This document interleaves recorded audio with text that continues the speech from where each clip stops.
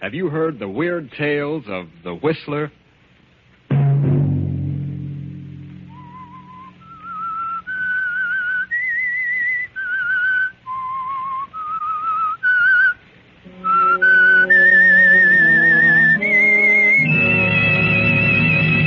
I'm the Whistler. Gentlemen, we 7 scientists have banded together because the government of Austria is in deadly peril. We have evidence that Austria is being dangerously undermined by the Nazis, and that nothing is being done from the standpoint of the law to prevent it. We have therefore resolved to take measures into our own hands and prevent this chaos. At our next meeting, we shall present the names of those in high places who attempt to divide and conquer, and shall decide then as to what action shall be taken against them. And such was the organization in which Hans Minkler, the young, mild-mannered biologist of Vienna, suddenly found himself a member. Hans Minkler, whose whole life was dedicated to the preservation and the saving of human life. Hans Minkler, referred to by his classmates as the man who couldn't kill a fly. Saturday night, and again CBS presents The Whistler.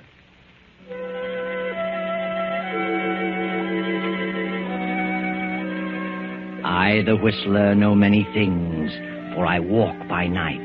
I know many strange tales, many secrets hidden in the hearts of men and women who have stepped into the shadows. And so I tell you tonight the incredible tale of the letter. Hans Minkler, the young biologist, only half heard the speech of the leader of the 7 scientists, for Hans was dreaming of his beloved experiments. His experiments and the pretty niece of Monsieur Gallet, the lovely Viel, who had been living in Vienna these past 4 years. Kindly Monsieur Gallet was interested in Hans Minkler's theories, and Hans was hoping Gallet might finance them. Well, Dr. Minkler, I've studied the outline of your proposed experiments, and I've come to the conclusion that you can accomplish great things. Oh, well, that makes me very happy, Monsieur Gallet. How much do you think you'll need to carry on? I feel quite sure that I could get along for a couple of years on 5,000. If my cell experiments prove successful, human life may be prolonged considerably. I have all the faith in the world in Hans, Uncle. My niece is certainly sold on your ability, Dr. Minkler. So are you, Uncle. You may as well admit it. Young men with your principles are all too scarce today. Europe seems to be saturated with men who claim they want to save mankind. They all seem to want to arrive at it through a destructive method. Well, it's only a temporary condition. Who do you plan to have assist you? Kurt Lassner? Kurt? Well, I haven't decided yet. Kurt is a fine young man. Yes, he was a good student, but he's drifted away from his studies. He's become absorbed in politics. Very well, Hans. I'll start you out with 5,000. Is that the way you want it, Viel? Yes, Uncle, you're a darling. I hope that someday I may be able to repay you. See where that is, Viel. Come into the library, Hans. I'll give you a check. Yes, of course.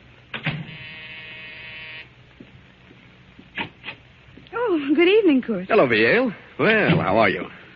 Very well, Kurt. You're very lovely this evening. Thank you. Yes, indeed. The prettiest girl in Vienna. Is Hans here? I said I'd pick him up on my way downtown. Yes, he's talking to Uncle, talking business. I've had a busy day. Not enough hours to go around. Sit down, Kurt. Thanks. Kurt, why have you given up your career? Biology? Oh, I don't know. But you could do so much good. You were so well equipped to carry on in science. Think of the things yet to be done. I'm going to do things. Great things. I mean things that will really benefit mankind. Well, that's what I mean, too. You sound like Hans. Hans is very sad about your dropping your work. He counted on your helping him in his experiments. Oh, he'll get over it. Besides, those experiments can wait a while. No, Hans is going ahead. Who's going to help him? I am, if no one else. You? Well, how can you help him? I can learn biology. But it'll take a lot of money to do what he plans. He has the money. It's all arranged. My uncle has financed him. Your uncle? Yes. Well, I wish Hans luck. And I'm going to marry Hans. What? You and Hans? Well, what a surprise. Yes, I've made up my mind. I see. Well, I guess... Good evening, Kurt. Glad to see you. Good evening. Hello, Kurt. Oh, have you heard the good news? Yes, Viel just told me. And I wish you both good luck. I hope you'll be very happy. When's the wedding? Wedding? What wedding? Oh, yes. Me, of course. Typical absent-minded professor. See, look, I have the money for my experiments. Well, Hans, it's 7:45. We better run along. We have an appointment at 8. Oh, yes, the meeting. I'd forgotten. Yes, I'll be right with you. Goodbye, monsieur. Bye. Good night, Vieille. Darling. Good night, Hans, dear. I'll see you in the morning.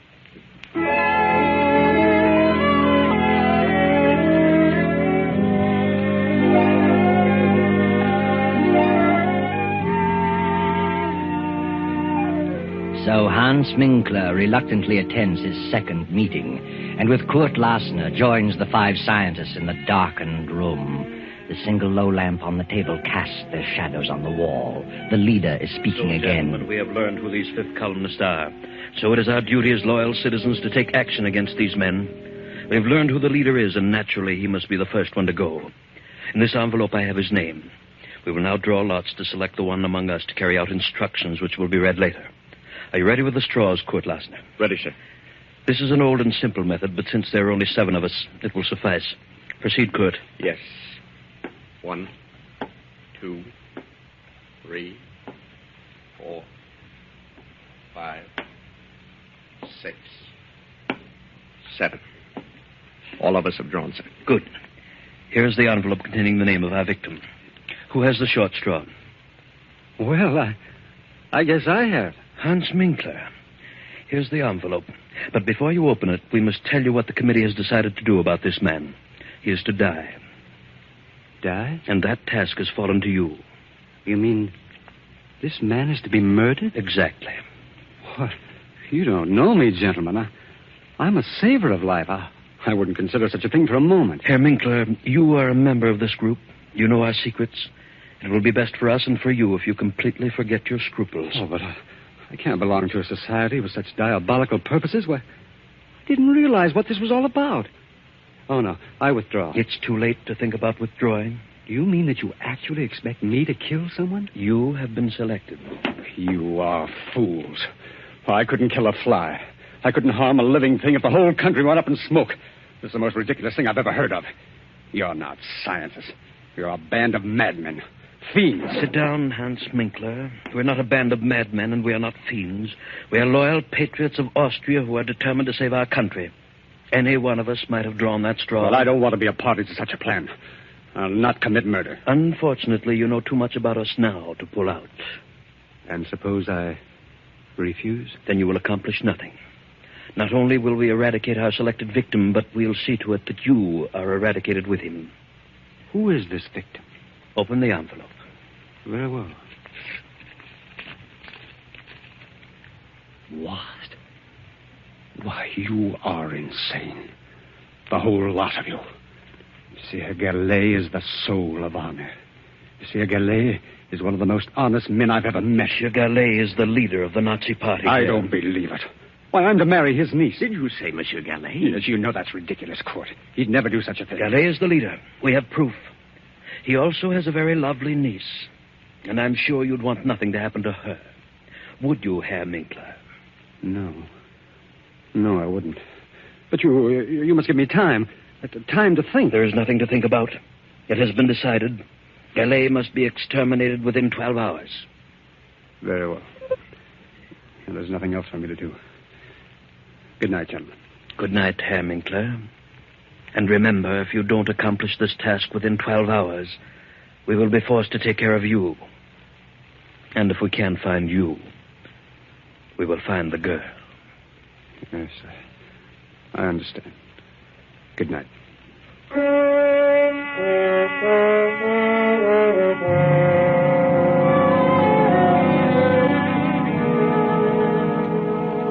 Well, Hans, what are you going to do about it? You've sat in your apartment for 2 hours now. Which shall it be? 3 lives are at stake. The uncle's and yours and Viel's. Hans gets his car and drives to Monsieur Gallet's home. Well, hello, Hans. What on earth are you doing here? I didn't expect you back this evening. Where is Viel? Why, she went to some friends. She probably won't be back till after midnight. What on earth's wrong with you? Get your hat and coat, Monsieur Gallet. What? Have you been drinking, Hans? Get your hat and coat. Now, wait a minute. Suppose you explain There's no time for explanations. Get your things. What for? You're coming with me. I was just ready to turn in. You better run along, Hans. You feel better in the morning. Put up your hands, Monsieur Gillet. What? This is the funniest thing I've ever encountered. Have you really got a gun in your pocket? I have. I hope you don't force me to prove it. Well, this is certainly a surprise. The meaning of all this? I've just discovered that you're the leader of the Nazis who are trying to undermine the Austrian government. Are you serious? Yes. Who told you such a thing? There's an organization which is determined to eradicate all Nazis one by one. And you are the leader. Read this. It says leader Paul Gillet. Death. This is the maddest thing I've ever heard of. I've been highly active in anti-Nazi work. They say that's merely a cover-up. Are you a member of this secret organization? Yes. You've been selected to kill me? Yes. It's unbelievable that you, Hans Minkler, could be mixed up in such a thing. I think you're being hoodwinked. I am an anti-Nazi. If you plan to kill me, you must belong to the Nazi organization. Get your things and come along. What do you intend to do with me? That's all planned. Come along. Very well. You, give me that gun. You fool. No, don't. You don't.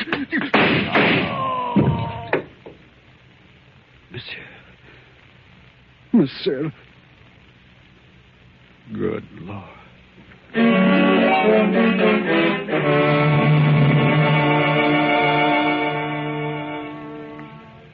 Hans stands staring at the body of Monsieur Gallet for a few moments. Then in a daze, he turns out the lights, closes the library door, and returns to his apartment. For the remainder of the night, he sits at his desk staring into the darkness, lost in thought. And then morning comes, and Viel at her home opens the library door and...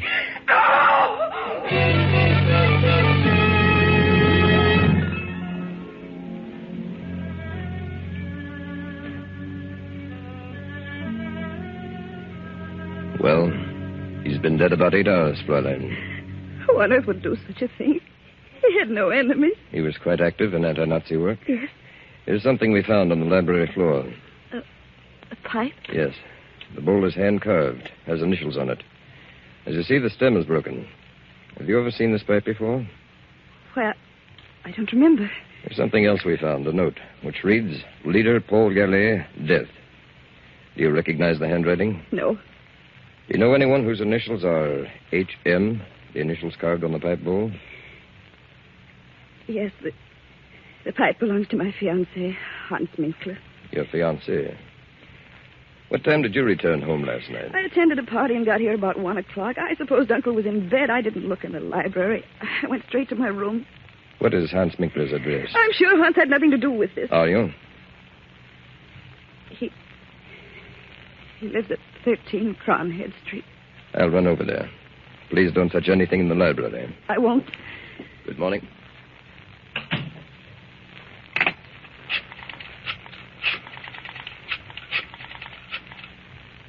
Kurt, something terrible happened. Uncle was murdered last night. The police had just left. They found Hans's pipe on the library floor. It was broken. They'd gone to his apartment. Please come over right away.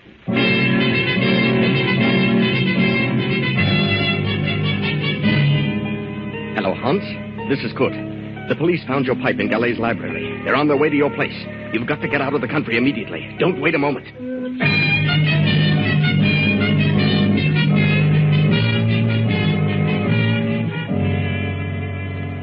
Oh, Kurt, it's terrible. Now, control yourself, Ian. Oh, Kurt, I can't imagine why anyone would do such a thing.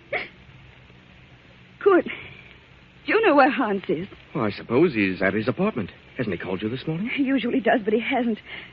They found Hans's broken pipe near Uncle's body. Kurt, I must warn Hans. I must let him know what's happened. Hans' pipe, huh? Yeah, that's bad. By all means, phone him at once. Oh, you call him. Of course. It's Kronigstad 4347. Right.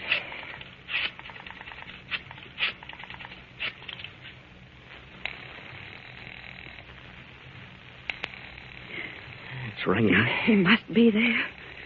Oh, he would have answered by now. Where could he be? I haven't the slightest idea. But he always called me before this. Kurt, it isn't possible. It can't be. Now, just try to control yourself, Yale. Oh, see who it is, Kurt. Special delivery. Sign here, please. Well, thank you. Who's it for? For you. Kurt. It's from Hans. Kurt, Good heavens, read it. Leaving Vienna on important business. Contact me at 16 Rue de Roche, Paris, under name of Pierre Cabot, H.M. Well, I don't understand it. What does he mean? What important business? Why should he disappear like this? I've no idea, but it does look strange. Your uncle is murdered and Hans disappears. Oh, but what motive could he have had? But they found his pipe near Uncle's body. You know Hans had nothing to do with it. I'll admit he's always been rather peculiar, never seemed to let loose, always seemed to be on his guard, but I can think of no reason for this. What could this important business be? He never told me of it. And why on earth should he go to Paris under an assumed name? Well, that is strange. Kurt, that officer said something. What? Well, you know that Uncle was active in anti-Nazi work. Do you suppose it could be a Nazi? No, why not? But who? Who do we know that's a Nazi? I certainly Wait don't. a minute. You just said that you felt Hans was always on his guard. Do you mean you felt he was concealing something? Well, there have been times when I've felt that, but on the whole, I've thought of him as a slow-thinking, absent-minded professor. But it does seem strange that the moment Uncle gave him the check, that this should happen and he should disappear. Well, maybe he went to visit our old pal, Jean Renaud. You remember Jean? He was one of our classmates. But I have a strange feeling that Hans wouldn't go away like this, without telling me beforehand, unless something were wrong. Do you suppose that Hans has been deceiving us all along? What makes you ask that? Well, it suddenly occurred to me that he spoke French without the trace of an accent. And I remember Jean Renaud said once that he spoke English without an accent. So what? Well, if he did, where did he learn to do that? Certainly not by living in Vienna all his life. Oh, I see what you mean. Why didn't he tell me beforehand that he was leaving? But he wrote you this letter. Yes, but it wasn't written by the Hans I know. Oh, I think you'd better forget about it. Good. I didn't tell you this. The police found a note on the floor. It said, Leader Paul Gallet, death. It must have meant that Uncle was an anti-Nazi leader and he was sentenced to die. And if this ties in with Hans' disappearance, then Hans must have been connected with the Nazis. Oh, darling, you're getting yourself all worked up. You don't think Hans was a Nazi? Well, I'll admit the way you've got it all worked out, it sounds plausible, but if he was a Nazi and he's left the country, what can we do about it? He won't come back. But why should he go to Paris? Well, Jean Renaud was a good friend of ours. I'm sure Jean knows nothing about Hans being a Nazi. Jean would never suspect him. Maybe Paris is his next assignment. Nazis are just as busy in France as they are here. Let's see that letter from Hans. He says here, contact me 16 Rue de Roche, Paris. That's Renaud's address, 16 Rue de Roche. Oh, good. I just can't believe it. How could I have been such a fool? I'll see who it is, darling. I'm Captain Gruber from police headquarters. Oh, come in, Captain. Sorry to trouble you again, Fräulein, but we went to Herr Minkler's apartment. He wasn't there. He wasn't. His car has not been in the garage all night. That's strange. We found this writing on the notepad on his desk.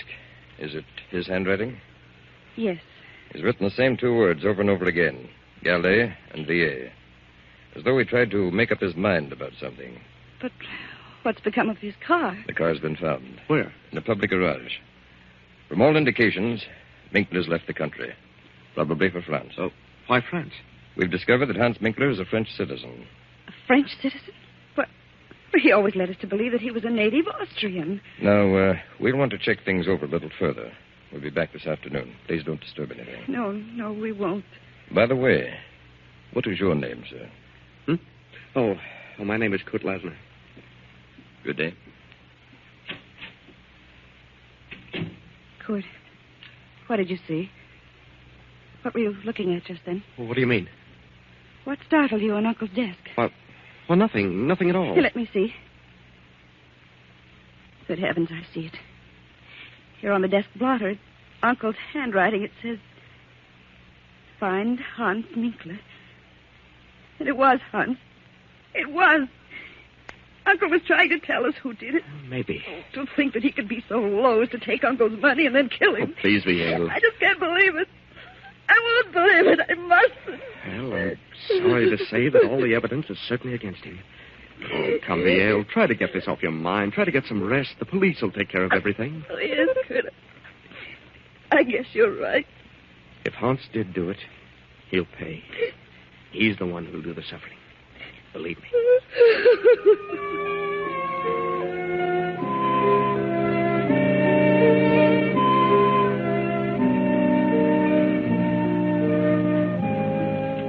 But during the night, the Nazi hordes rolled swiftly into Austria. Without firing a shot, took over the reins of government. A few weeks later, France declared war. Then one night, Hans Minkler makes his way through the maze of Paris traffic and knocks at the door of number 16 Rue de Roche. Oh, yes? Oh, good evening. Good evening. Is Jean Renault in? Who shall I say is calling? By, Pierre Cabot. Won't you come in, Monsieur Cabot? Major Renault has just stepped out. He'll be back shortly. Was he expecting you? No. Did you say Major Renault? Yes. Since war has been declared, he's gone on the active service list. Oh, I see. I've been phoning for a week, but no one answered. You haven't seen the Major in some time. No, I haven't. I've been in Austria for several years. Renault and I went to school together in Vienna. Oh. Are you by any chance Hans Minkler? How did you know that? Why are you traveling incognito? Well, where is Renault? I regret to inform you that Renault has been in Africa for some time. He's due back in a few weeks, however. Did you know Monsieur Gallet in Vienna? Yes. Who are you? I'm Monsieur Deveau, of the French Sûreté. Oh, police. Yes. Did you ever accept any money from Monsieur Gallet? Why are you asking me these questions? You never accepted money from Gallet? No. Search him, Larry. No, just a moment. Sorry, Minkler. I'll take the bill for Larry. Yes, sir. I don't understand all this. You understand, all right. Well, so you never received money from Gallet. What's this check for? Well, that's to help carry on my experiments. Undoubtedly. Monsieur Gallet was helping you and quite a number of others to carry on experiments. Others? I suppose you say you're new at this game. Game? I don't know what you mean. I had nothing to do with his death. Nothing. Yes, I believe that. Why should you kill one of your own? Oh, I don't know what you're talking about. If you were intending to carry on experiments in Vienna, why is this check drawn on the Bank of Paris? Well, maybe he had a surplus of funds here. Indeed, he did. How did you know I was coming here? We knew. Just what were your plans? Oh, this is ridiculous. I'm not a spy. I was engaged to marry Galet's niece. Really? Some way I got mixed up with an organization which planned to rid Austria of all Nazis. They claimed that Monsieur Gallet was the leader in Vienna. I denied it. But nevertheless, I was selected to murder him. Oh, I see. I'm told that if I refused, they'd also kill me and my fiancée as well. I decided to get them out of the country. I went to Galet's home. My fiancé was not there. I knew there was no time to lose. So I tried to take him away by force. He was suspicious. I mean, we suddenly got into a scuffle. And then someone behind me fired a gun. I don't know who it was. And Gallet fell dead. I see. I went to my home. Next morning learned that they were looking for me. I got out of the country, and in a roundabout way, I came to Paris. A good story. But it doesn't hold water. Gallet was a Nazi leader, and there's too much evidence against you, Minkler. Come on. Let's go down to headquarters.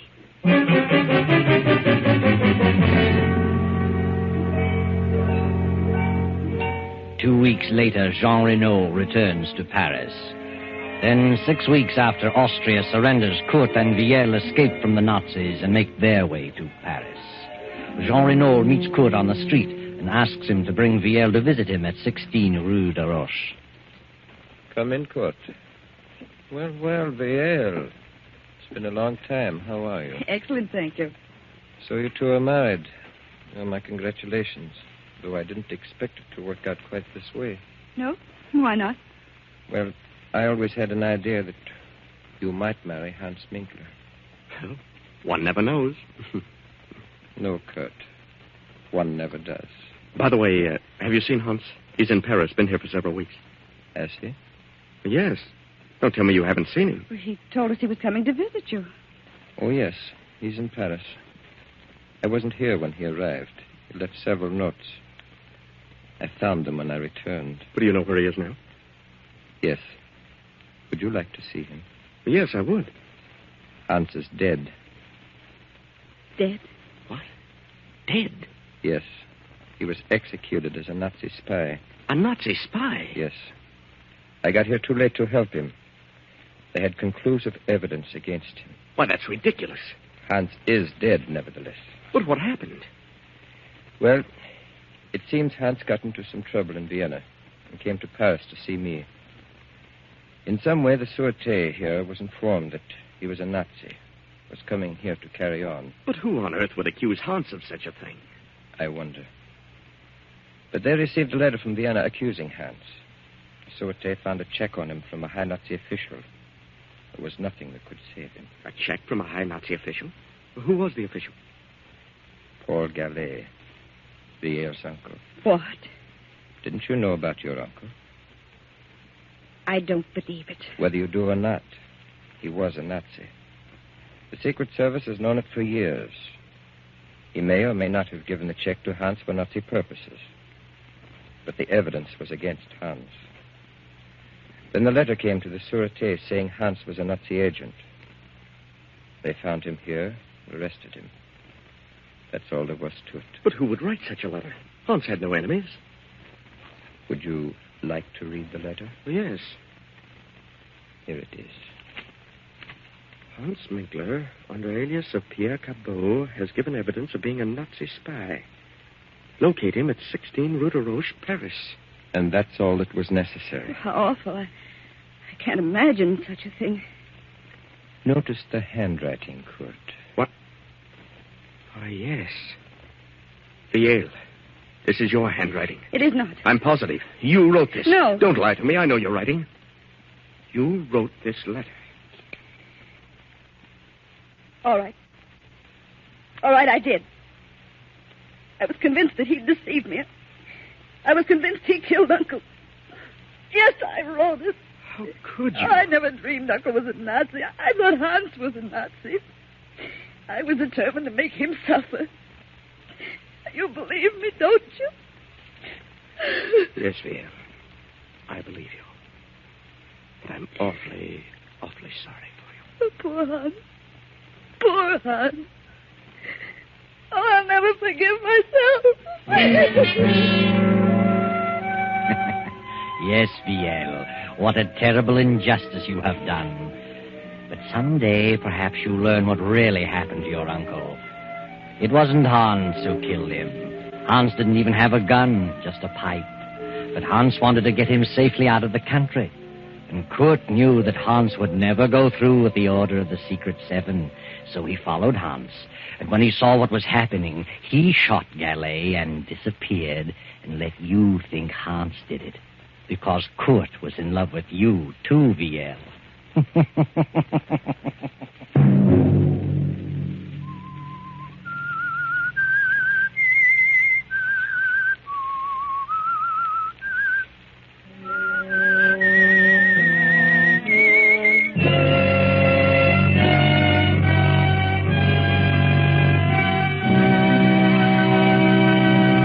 CBS has presented The Whistler.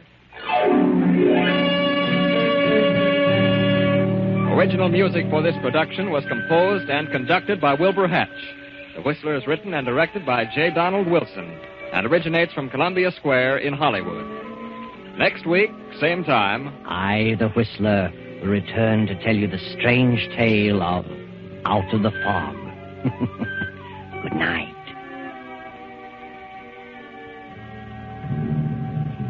this is the Columbia Broadcasting System.